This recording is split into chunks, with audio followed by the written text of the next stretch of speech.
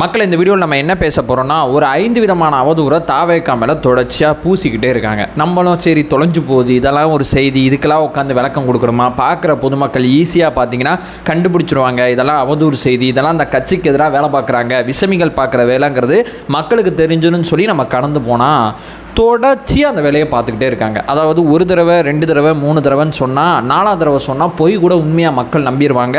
அந்த சமயத்தில் தாவேக்கா இந்த இடத்துல ஒரு தெளிவை கொடுக்கணும் அப்படிங்கிறது என்னுடைய மிகப்பெரிய எண்ணமாக இருந்துச்சு. இந்த வீடியோவில் நம்ம என்ன பேச போகிறோன்னா, இப்போ பார்த்தீங்கன்னா நம்ம ஆனந்தண்ணனுக்கு ஆதரவாக ஒரு போஸ்டர் ஓட்டுறவங்கிற பேரில் விஜய் அண்ணா முதல்வர் கிடையாது, ஆனந்தண்ணா தான் முதல்வர் அப்படிங்கிற ஒரு செய்தி பரவுது. இந்த ஆதவ அர்ஜுனாவுக்கும் கட்சிக்குள்ளே பெரிய விரிசலை ஏற்படுத்துகிறார் ஆதவ அர்ஜுனா. இவருக்கும் பிரச்சனை, இவருக்கும் அவருக்கும் மனக்கசப்பு அப்படிங்கிற ஒரு செய்தியை பரப்புகிறாங்க. 3வது பார்த்தீங்கன்னு வைங்களேன், பிரசாந்த் கிஷோரை கூட்டிகிட்டு வந்து எப்படிப்பட்ட வேலையை பார்க்குறாங்க அப்படிங்கிற அவதூறு இப்போ வரைக்கும் அவ்வளோ விளக்கம் கொடுக்கப்பட்டுச்சு. அவ்வளோ தெளிவாக பிரசாந்த் கிஷோர் அவர்கள் இன்டர்வியூ கொடுத்து இது புகஞ்சிக்கிட்டே இருக்குது. இது என்ன, இதை பற்றி ஒரு தெளிவான விளக்கம். 4வது பார்த்தீங்கன்னா, தாவேக்கா தொண்டன் எங்கேயாவது ஏதாவது ஒரு வேலை பார்த்துட்டாருன்னா அது தாவேக்காவை சேர்ந்த ஏதோ ஒரு இடத்துல ஏதோ ஒரு நிர்வாகி இருந்தால் ஊடகங்கள் அதை முதல்ல கவர் பண்ணி பார்த்தீங்களா எப்படிப்பட்ட வேலையை பார்த்துருக்காங்க அப்படிங்கிற ஒரு செய்திகள் வந்தவனா இருக்குல்ல அது. இப்போ 5வது பார்த்தீங்கன்னா, அண்ணன் பார்ட் டைம் அரசியல்வாதி, அண்ணனுக்கு அரசியல் தெரியாது, அரசியலுக்கும் விஜய் அண்ணாக்கும் ரொம்ப தூரம், அரசியலில் ஏமாற போகிறார் அப்படிங்கிற ஒரு குற்றச்சாட்டு. நல்லா ரிப்பீட்டராக பார்த்தீங்கன்னா இது 5மே உண்மை கிடையாது. ஒரு தாவேக்காவை சேர்ந்த நிச்சயமாக உங்கள் அத்தனை பேருக்குமே தெரியும். ஆனால் இந்த உண்மை இல்லாத இந்த அவதூறுகளை தொடர்ச்சியாக பரப்பிக்கிட்டே இருக்கும்போது நம்ம கரெக்டான ஒரு ஆங்கிளாக ஒவ்வொரு விஷயத்துக்கும் ஒரு சரியான ஒரு பதில் நம்ம கொடுத்தோம்னா நெத்தியடி அடித்தோம்னு வைங்களேன், மறுபடியும் இந்த வேலையை பார்க்க மாட்டாங்க. அப்படிப்பட்ட ஒரு பதிவு தான் இந்த பதிவு. ஒன்பே ஒன்றா தெளிவாக நம்ம பார்க்கலாம். உற்சாக வணக்கங்கள், வாங்க பதிவுக்குள்ளே போகலாம். இப்போ முதல் விஷயம் மக்களே, ஈசிஆரில் ஒட்டப்பட்ட இந்த போஸ்டர் முதல்ல பார்த்தலாம். 2 பேர் இதற்கு விளக்கம் கொடுத்துட்டாங்க. ஒன்று பார்த்தீங்கன்னா, அந்த போஸ்டரில் ஒரு முகம் ஒரு மாவட்ட செயலாளர் முகம் பதிவு செய்யப்பட்டிருக்கும். அந்த மாவட்ட செயலாளரே, எதுக்கு இந்த வேலை பார்க்குறீங்க, எனக்கே அந்த போஸ்டர் வந்த பிறகு தான் என் மூஞ்சி போட்டு அடிக்கிறீங்க, எனக்கே அந்த போஸ்டர் வந்த பிறகு தான் தெரியுது அப்படிங்கிற விஷயத்த சொன்னாங்க. இதில் ஹைலைட் என்னென்னா, பொதுச் செயலாளர் என் ஆனந்த் அவர்கள் கொடுத்த அந்த குறிப்பிட்ட நேரத்துக்குள்ளே அந்த மனுஷன் ஒரு டக் லைஃப் மூமெண்ட் நிறையா கிரியேட் பண்ணுவார் போல். ஒரு அடி அடித்தாலும் நெத்தி அடி அடிப்பார் போல். அவரோட பதில்கள் அத்தனையுமே தொடர்ச்சியாக கவனித்து பார்த்தாவே அவருக்குள்ளே இந்த ஸ்கில் ஆட்டோமேட்டிக்காகவே இருக்குது. புரியுதுங்களா? அவர் என்ன பதில் சொல்கிறாருன்னா, இதெல்லாம் ஒரு கேள்வின்னு என்கிட்ட எடுத்து வந்து கேட்குறிய, விஜயண்ணா அப்படிங்கிற ஒருத்தரை முதலமைச்சர் ஆக்குறதுக்கு தான் நான் உழைச்சிக்கிட்டு இருக்கேன், இங்கே நான் முதல்வருங்கிற ஒரு இதெல்லாம் ஒரு கேள்வியாயா, இதெல்லாம் ஒரு கேள்வின்னு மைக்கு நீட்டி என்கிட்ட கேட்குறிய, எவ்வளவு பரபரப்பான சூழலில் நான் நடந்து போயிட்டு இருக்கேன், அந்த சமயத்தில் ஊடகம்னு சொல்லி உன்னை மதிச்சு வந்தால் நீ என்ன கேள்வி என்கிட்ட கேட்குற? சார் நீங்கள் முதலமைச்சர் ஆக போகிறீங்களா? சார் நான் அந்த கட்சியோட கடைநிலை தொண்டன், விஜயண்ணாக்கு தொடர்ச்சியாக நான் நம்பிக்கைக்குரியவனாக இருக்கேன், விஜயண்ணா என்னை ரொம்ப நம்புகிறாரு, ஸோ அவருடைய அரசியல் பாதையில் அவர் ஆசைப்படுறத நான் தொடர்ச்சியாக செஞ்சுக்கிட்டு இருக்கேன், இதனால் எனக்கு மன நிம்மதி இருக்குது, என்னுடைய ஒரே அடையாளம் விஜயண்ணா அப்படிங்கிறது ரொம்ப தெளிவாக இருக்கார், அவரால் முடிந்த வரைக்கும் அவரோட வயசை தாண்டி கட்சிக்காண்டி உழைக்கணும் அப்படிங்கிற எண்ண ஓட்டத்தில் இருக்காரு. அவர் தொடர்ச்சியாக உழைக்கிறத பார்த்து தான் விஜயண்ணாவோட கூட இருந்து இவ்வளோ சப்போர்ட்டிவாக என்னானந்த் அவர்கள் இருக்காங்க அப்படிங்கிற ஒரே காரணத்துக்காண்டி தான் தாவேக்கால இருக்கக்கூடிய எங்கள் அத்தனை பேருக்குமே அந்த மனுஷன் மேலே பெரிய மரியாதை இருக்குது. ஏன்னா அந்த மனுஷன் உண்மைக்குமே உணர்வு ரீதியாக கட்சிக்காண்டி உழைக்கிறாரு, ஓடுறார் அப்படிங்கிறதான் இங்கே நான் குறிப்பிட விரும்புறது. அவரே மைக்கட்டின நபருக்கு ஒரு தக்லை மூமெண்ட்டாக கொடுத்துட்டாரு, இதெல்லாம் ஒரு கேள்வின்னு எடுத்து வந்து கேட்டுக்கிட்டு இருக்க பாரு அப்படிங்கிற ஒரு பதில் இருக்கட்டும். ஸோ இந்த ஒரு பதிலே இந்த விஷயத்தில் போதுமானதாக இருக்கும் அப்படிங்கிறது என்னுடைய முதல் பாயிண்ட். இப்போ 2வது பாயிண்ட், ஆதவ அர்ஜுனாவுக்கும் இவருக்கும் பிரச்சனை, ஆதவ அர்ஜுனாவுக்கும் அவருக்கும் பிரச்சனை. இந்த ஆதவ அர்ஜுனா கட்சிக்குள்ளே வந்த பிறகு பார்த்தீங்கன்னா பொதுச் செயலாளருக்கும் இவருக்கும் ஒரு பிரச்சனை, பொதுச் செயலாளருக்கும் அவருக்கு ஒரு பிரச்சனை, விஜயண்ணாவோட ஆதவ அர்ஜுனா கடுப்பாய் கத்திட்டு போயிட்டார் அப்படிங்கிற ஒரு அவதூறு செய்தியை இந்த அதாவது எப்படி சொல்கிறது உள்ளடி செய்தியாக பதிவு செய்வாங்க. இந்த உள்ளடி செய்தியாக தொடர்ச்சியாக பதிவு செய்யும் போதே உங்களுக்கு நெத்தியடி அடிக்கிற மாதிரி ஒரு விளக்கத்தை கொடுத்தாங்க. என்ன விளக்கத்தை கொடுத்தாங்க தெரியுமா? அதாவது ஆதவ அர்ஜுனா பொதுச் செயலாளர், விஜயண்ணாவோட அந்த ஆலோசகர், இவங்க அத்தனை பேருமே இந்த இப்போ பொதுக்குழு நடக்குது பார்த்தீங்களா, இந்த பொதுக்குழு நடக்கக்கூடிய ஹாலை விசிட் பண்ணாங்க. இதுக்கு முன்னாடி இவங்க அத்தனை பேருமே ஒன்றா நின்று விசிட் பண்ணுற ஒரு புகைப்படத்தை போட்டாங்க. சார் நீங்கள் எங்களை பற்றி இந்த மாதிரி எங்களுக்கும் அவங்களுக்கும் சண்டை, அவங்களுக்கு இவங்களுக்கும் சண்டைங்கிறத நீங்கள் தொடர்ச்சியாக பேசுங்க, அது மூலியமாக உங்களுக்கு வருமானம் வந்தால் சந்தோஷம்னு சொல்லி ஆதவ அர்ஜுனா கலாட்டா இன்டர்வியூவில் விளக்கம் கொடுத்துட்டாரு. ஸோ இவங்க அத்தனை பேருமே ஒன்று சேர்ந்து சிரித்து கட்சிப்பணி செய்யக்கூடிய வேலையை புகைப்படமாக எடுத்து வெளியிட்டு இந்த அவதூறு செய்திக்கு முற்றுப்புள்ளி வச்சாங்க. வச்சாங்க. அப்படி இருந்தும் விஜய் அண்ணா, இந்த ஆதவ் அர்ஜுனா, என் ஆனந்த் அவர்கள் இவங்கெல்லாம் ஒத்த சிந்தனைக்காண்டி ஒரு சேர உழைச்சிக்கிட்டு இருக்காங்க. இந்த ஒரு சேர உழைக்கிறவங்க நடுவில் பர்சனலாக இவங்களுக்குள்ள பிரச்சனைங்கிறது மட்டும்தான் சொல்ல முடியுமே தவிர, இவங்க ஒரு சேர உழைக்கிறாங்கல்ல, உழைச்சி ஒரு வேலையை கொண்டு வந்து கொடுக்குறாங்கல்ல, பட்ஜெட்டில் இப்படிங்க, பொதுக்குழுவில் இப்படிங்க, அதுங்க இதுங்கன்னு சொல்லி இவங்க வேலையை உங்களால் குறை சொல்லவே முடியாது. இவங்களோட அரசியல் நிலைப்பாடை உங்களால் பெரிய லெவலில் விமர்சிக்கவே முடியாது. அதனால தான் விமர்சனம் செய்ய முடியாத நீங்கள் தான் தனிப்பட்ட முறையில் அடிச்சுக்கிட்டீங்க, சண்டை போட்டுக்கிட்டீங்க, குடிமைப்பிடி சண்டை அப்படிங்கிற ஒரு வேலையை பார்க்குறீங்க. உங்களால் இவங்களுடைய கருத்தியலை விமர்சிக்க முடியல. அந்த தர்க்க ரீதியான பதில் உங்கள்கிட்ட கிடையாது. அதனால சம்மந்தப்பட்டவங்களை உட்காந்து விமர்சிச்சுக்கிட்டு இருக்கீங்க. இதற்கு சரியான பதிலாக ஃபோட்டோ ரிலீஸ் மூலமாகவே அவங்க கொடுத்துட்டாங்க. நம்புறவங்க நம்புங்க, நம்பாதவங்க தொடர்ச்சியாக அந்த அவதூறு செய்தி பின்னாடி போங்க. அதில் உங்கள் நேர விரயம் மட்டும்தான் இருக்க போதே தவிர அதில் வேறு எதுவும் கிடையாது. இப்போ மூணாவது, பிரசாந்த் கிஷோர் பீகாரிலேருந்து வந்து ஒருத்தரை கூட்டு வந்து அரசியல் யுகத்தை வகுத்து கொடுக்குறாரு. விஜய் அண்ணாக்கு அரசியல் தெரியாதா? குறிப்பாக அந்த நாம் தமிழர் கட்சி குரூப் இருக்குது பார்த்தீங்களா, அவங்க தான் இந்த விமர்சனத்தை நம்ம மேலே நிறையா வைக்கிறாங்க. ஏன்னு சொல்லி கேட்டிங்கன்னா, பிரசாந்த் கிஷோர் அவரோட இன்டர்வியூலே தெளிவாக சொல்லிட்டாரு, சார் நான் யூகம் வகுத்து பணம் சம்பாதிக்கிறேங்கிற பணியை நான் முடிச்சுட்டு வந்து 4 வருஷம் ஆகிப்போச்சு. இப்போ நான் எந்த கட்சிக்கு யூகம் வகுக்கிறது கிடையாது. எனக்கு முன்னாடி 20 தேர்தல்கள் கடந்து போச்சு. நான் 20 தேர்தலும் எந்த கட்சியோடையும் பணி செய்யலை. நான் ஏன் இப்போ விஜய் அண்ணாவோட ஒரு சேர இணைந்து செயல்படுறேன்னா, நானும் ஒத்த சிந்தனைக்காண்டி ஒரு மாநிலத்தில் முயற்சி பண்ணிட்டு இருக்கேன், அவரும் ஒத்த சிந்தனைக்காண்டி ஒரு மாநிலத்தில் முயற்சி பண்ணிட்டு இருக்காரு. 2 பேரும் பரஸ்பரம் தேசிய லெவலில் ஒத்த சிந்தனையாக இருக்கிறதுனால, எப்போ நீ எனக்கு ஹெல்ப் பண்ணு, நான் உனக்கு ஹெல்ப் பண்ணுறேன்னு சொல்லி பரஸ்பரம் 2 பேரும் ஹெல்ப் பண்ணாங்க. இவர் எங்கள் கட்சியோட வியூக வகுப்பாளர் கிடையாது, ஒரு நல்ல நண்பர், ஒரு நல்ல ஆலோசகர். அப்படிங்கிறதுனால தான் எங்கள் கட்சியோட 2ஆம் ஆண்டு நிகழ்வில் பார்த்தீங்கன்னா இவரை மேடையிலே விஜய் அண்ணா உட்கார வச்சாரு. ஸோ இவர் பின்னாடியிலேருந்து வேலை பார்க்குறவர் கிடையாது, இவர் முன்னாடியிலேருந்து எங்களுக்கான இன்புட்ஸை, எங்களுக்கான ஐடியாலஜியை கொடுக்க போகிறாரு. விஜய் அண்ணா அவருக்கான விஷயங்களை செஞ்சு கொடுக்க போறாரு, இவர் எங்களுக்கான விஷயத்தை செஞ்சு கொடுக்க போறாரு. தேசிய லெவல்ல 2 பேரும் ஒரு சேர இருக்காங்க அப்படிங்கிற விளக்கத்தை கொடுத்துட்டாங்க. அப்படி நான் ஒரு அக்ரிமெண்ட் தாவேக்காவோட பண்ணீங்கன்னா ஓப்பன் சேலஞ்சா மீடியா முன்னாடியே கேட்கிறேன், அந்த அக்ரிமெண்ட்டை முன்னாடி கொண்டு வந்து காட்டுங்க. அப்படி இல்லைனா இந்த அவதூறு செய்தியை தயவு செய்து ஸ்டாப் பண்ணுங்க அப்படிங்கிற விஷயத்தை சொன்னார். ஒரு யூக வகுப்பாளர் 20 தேர்தலை விட்டுட்டு 21 வரக்கூடிய இந்த தேர்தலுக்கு மட்டும் யூக வகுப்பாரா? அவர் அந்த பணியை நிப்பாட்டி விட்டு அவர் பீகாரில் பார்த்தீங்கன்னா லாலு நிதிஷ்னு சொல்லி 2 ஆளுமைகளை எதிர்த்து அரசியல் பண்ணிட்டு இருக்காரு. அவர் யூகம் வகுக்கக்கூடிய விஷயத்தை தாண்டி பீகார் அடுத்த கட்டம் கொண்டு போகணும்னு சொல்லி அவரோட அஜெண்டா, அவரோட பிளான் அத்தனையுமே பார்த்தீங்கன்னா பீகார் அரசியல் காலத்தில் தாக்கத்தை ஏற்படுத்துறதை நோக்கி இருக்கு.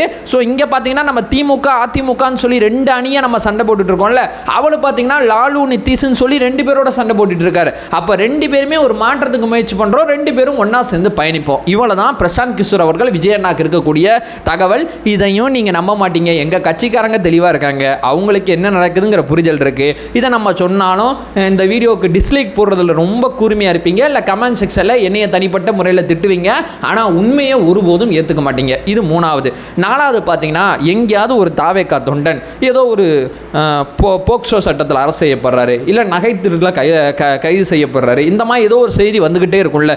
தாவேக்கா தொண்டன் கார் விபத்து, குடித்துவிட்டு மதுபோதையில் இழுத்து விட்டார் ஒரு தாவேக்கா தொண்டன் அப்படின்னு சொல்லி எங்கேயாவது சின்னதாக தாவேக்காங்கிற வார்த்தை இருந்தால் அந்த ஊடகங்கள் அதை பெருசாக்குது. இது நாம் தமிழர் கட்சியிலே நடக்கும். நாம் தமிழர் கட்சியில் தெருவில் முனையில் யாராவது ஒருத்தர் கட்சி விட்டு விலகி போவார், அதை எடுத்து போட்டு பெரிய லெவலில் அவளை இன்டர்வியூ எடுத்து பெரிய ஒரு அஜெண்டா வேலையை பார்ப்பாங்க. இந்த மாதிரி இந்த மாதிரி வந்து தாவேக்கா திமுக அதிமுகன்னு சொல்லி இந்த செய்தியை ஏன் முதல்ல குறிப்பிட்டு வெளியிட்டாங்கன்னு முதல்ல அந்த ஊடகாரம் முதல்ல தெரியுமா? எல்லா கட்சி பேரையும் போட்டு வெளியிடுறது இதோட நோக்கம் கிடையாது. திமுக அப்படிங்கிற அந்த அதிகாரத்தில் இருக்கக்கூடிய கட்சியை சேர்ந்த ஒருத்தர், ஞானசேகரன் அப்படிங்கிற ஒருத்தர் பார்த்தீங்கன்னா இந்த அதிகாரத்தை பயன்படுத்தி அத்துமீறி இருக்காரு. அதனால தான் ஞானசேகரன் அப்படிங்கிற அந்த தனிப்பட்ட நபர்னால அந்த குற்றத்தை செய்ய முடியல, அவருக்கு பின்னாடி இருக்கக்கூடிய திமுகனால அதை செய்ய முடிஞ்சு அப்படின்னு சொல்லி தான் திமுக அப்படிங்கிற வார்த்தையை போட்டு இந்த ஊடக செய்தியை வெளியிட ஆரம்பிச்சாங்க. அதாவது அதிகாரத்தில் இருந்துகிட்டு அந்த அதிகாரத்தை துணையா வச்சுக்கிட்டு ஒரு குற்ற செயலில் ஒருத்தர் ஈடுபடும் போது தான் அதிகாரத்தின் துணை இந்த குற்ற செயலில் இருக்கு அப்படிங்கிறத தெரியப்படுத்துறதுக்காண்டி தான் திமுக அதிமுகன்னு சொல்லி அந்த அதிகாரத்தில் தொடர்புடையவங்களை அடையாளப்படுத்துறதுக்காண்டி இந்த வேலையை பார்த்தாங்க. இப்போ அந்த ஜாபர் சாதிக்குங்கிற ஒருத்தர் பார்த்தீங்கன்னா குற்ற செயலில் ஈடுபட்டார். அவர் எந்த அதிகாரத்தை பயன்படுத்தினாரு? திமுக எனக்கு ரொம்ப நெருக்கம் இருக்கு அப்படிங்கிற அதிகாரத்தை பயன்படுத்தினார். அதனால தான் அவரை குறிப்பிடும் போது திமுகவோட நிர்வாகி அப்படிங்கிற அந்த அடையாளத்தை பயன்படுத்தி குறிப்பிட்டாங்க. ஜாபர் சாதிக் மட்டும் இந்த குற்ற செயலில் ஈடுபட்டிருந்தார்னா ஜாபர் சாதிக்குன்னு மட்டும் சொல்லுவாங்க. ஏன்னா அந்த குற்ற செயலில் அவர் ஈடுபடுறதுக்கு தொடர்ச்சியாக பார்த்தீங்கன்னா திமுகவோட துணை தேவைப்பட்டிருக்கு. அதனால பார்த்தீங்கன்னா இவர் இந்த மாதிரி ஈடுபட்டிருக்கார்.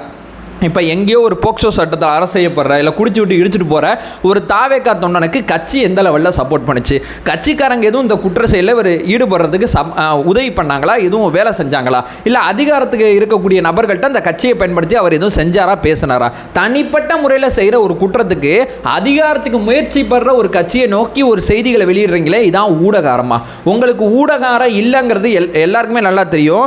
இப்போ சமீபத்தில் பார்த்தீங்கன்னா பாரதிராஜா அவர்கள் வீட்டில் ஒரு துயரநிலையில் இவங்க நடக்கும்போது நீங்கள் எவ்வளோ தூரம் அத்துமீறீங்க அப்படிங்கிறது எல்லாருக்குமே நல்லா தெரியும். அதை காட்சிப்படுத்துங்க, ஆனால் மைக்கை கொண்டு போய் வாயில் திணிக்காதீங்க. ஊடக வெளிச்சத்துக்காண்டி அந்த கேமராங்களை போய் அந்த இடத்துல ஒரு துக்க சம்பவம் நடந்திருக்குங்கிற புரிதலே இல்லாமல் அந்த மனநிலையெல்லாம் தள்ளி விட்டுட்டு எப்போ நல்ல கவரேஜ் கிடைக்குதான்னு பாருங்கிறது மட்டும் உங்கள் எண்ணமாக இருந்துச்சு.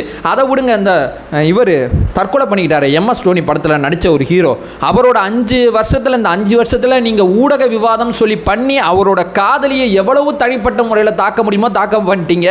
இன்னைக்கு CBI விசாரணையோட குற்றப்பத்திரிகையில் என்ன சொல்லியிருக்காங்க? இந்த மரணத்துக்கும் இந்த காதலிக்கு சம்மந்தமே இல்லைன்னு சொல்லிட்டாங்க. நீங்கள் பண்ணுற இந்த இவ்வளோ வேலைனால அந்த காதலி 27 நாள் பார்த்தீங்கன்னா சிறையில் இருந்தாங்க. என்ன காரணத்துக்காண்டி? நீங்கள் சொன்ன அந்த ஊடகத்தில் துளியும் ஆதாரம் இல்லாத குற்றச்சாட்டுனால. ஸோ இந்த ஊடகங்கள், இந்த ஊடக அறத்தை தயவு செய்து ஃபாலோ பண்ணுங்க.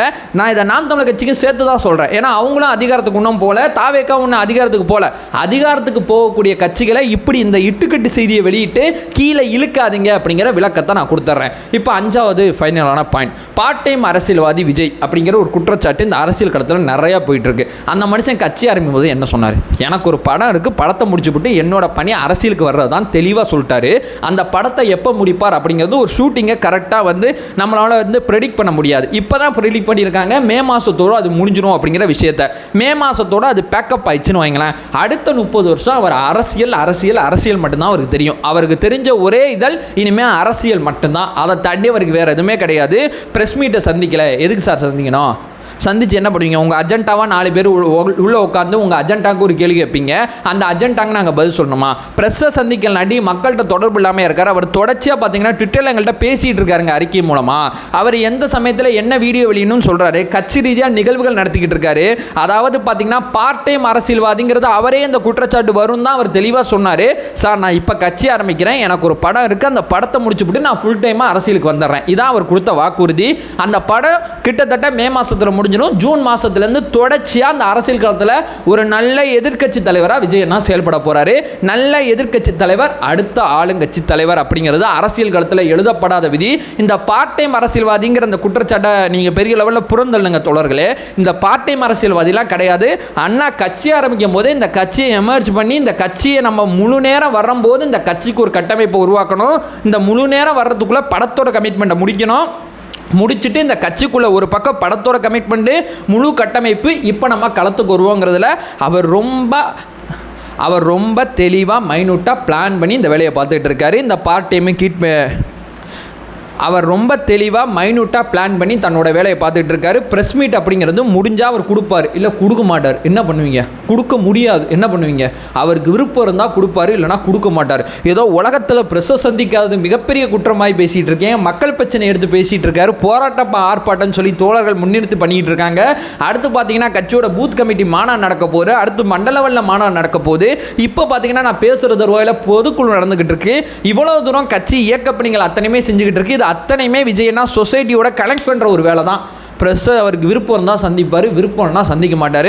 தாவேக்காவோட அந்த தோழராக என்னுடைய ஆதரவாக விஜயண்ணாக்கா அவருக்கு விருப்பம் இருந்தால் செய்யட்டும், இல்லைனா வேணாம். அவருக்கு அரசியல் நீங்கள் சொல்லித்தர வேணாம், அவர் ஆல்ரெடி அதில் மாஸ்டர் அப்படிங்கிற ஒரு விஷயத்தை சொல்லிட்டு இந்த வீடியோ நான் என் பண்ணிக்கிறேன். நம்ம சேனலை ஃபர்தராக ஃபாலோ பண்ணிங்கன்னா பொலிட்டிக்கல் சார்ந்து பல்வேறு விதமான விஷயங்கள் நம்ம பேசிக்கிட்டு இருக்கோம். நம்மளோட ஒரே நோக்கம் அறியாமை அகற்ற வேண்டும், அறியாமை அகற்றப்பட வேண்டும். Thank you so much.